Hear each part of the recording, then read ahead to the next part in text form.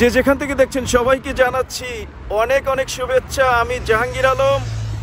France আসলে খুবই সৌন্দর্যময় একটি দেশ, যেই দেশের আনাচে কানাচে রয়েছে অনেক সুন্দর সুন্দর দেখার মতো দৃশ্য। আমার পিছনে একটি দৃশ্য দেখতে পাচ্ছেন, এটি একটি গোলাকার চমৎকার একটি বিল্ডিং, দুই নদীর মাঝখানে।